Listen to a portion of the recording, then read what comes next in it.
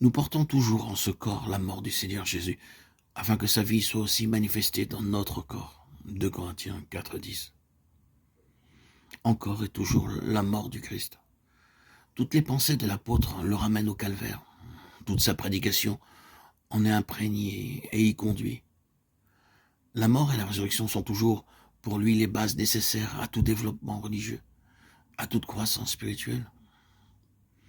Il est bon de rapprocher ce passage du 6e chapitre de l'Épître aux Romains. L'un complète l'autre. 2 Corinthiens 4,10 nous montre quels doivent être pour le racheter les résultats de l'œuvre accomplie au calvaire.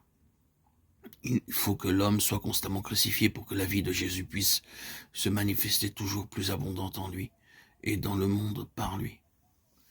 Il arrive que des enfants de Dieu soient passés par les expériences que décrit l'apôtre, que crucifiés avec Christ, ils soient entrés pleins de foi et de joie à son service, et qu'ils aient vu le sceau de Dieu sur leur témoignage. Par la suite, graduellement, la vie s'est comme retirée. Leur témoignage est devenu chose vide, creuse. Ce n'est plus que le retentissement d'une cymbale. Et parfois, ils ne se rendent pas compte qu'ils continuent machinalement ce qu'ils avaient commencé avec la joie et la force d'en haut. Comment cela s'est-il fait? C'est parce qu'ils vivent sur une expérience passée que la mort avec Christ n'est pas restée à la base de leur vie quotidienne, de leur service. Nous portons toujours en notre corps la mort de Jésus, déclare l'apôtre.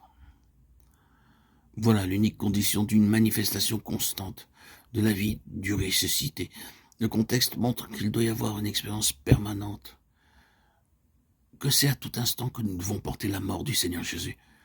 Il nous explique aussi ce qu'elle est dans nos vies. Sur la croix, le Christ est accablé de toutes parts, mais pas au-delà de ce qu'il peut supporter. Il est dans l'angoisse parce que le Père a volé sa face et dans sa douleur, il s'écrie « Mon Dieu, pourquoi m'as-tu abandonné ?» Mais il ne se livre pas au désespoir. Toutes les puissances du mal l'assaillent. Cependant, le Père ne l'a pas abandonné et le soutient jusqu'à la fin. Il meurt. Toutefois, il n'est pas détruit. Et Dieu le ressuscite. À son tour, et comme son maître, l'apôtre passe par les détresses et les angoisses. Il est pressé de toutes parts, persécuté, frappé.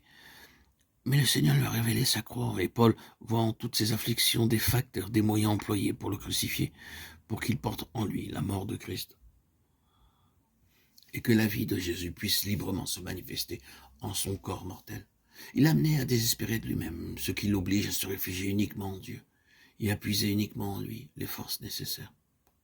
C'est ainsi qu'un Dieu tout sage agit avec ses enfants, pour les garder en sa dépendance, vaisseaux vides d'eux-mêmes, qu'il peut employer pour sa gloire.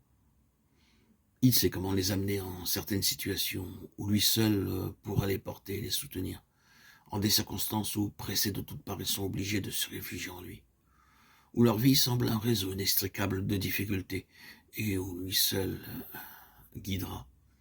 Il est conduit parfois au sein de la tempête, mais il est encore là. Il permet parfois les persécutions, les coups. En apparence, tout se dresse contre ses enfants. Et cependant, la vie de Jésus se manifeste en eux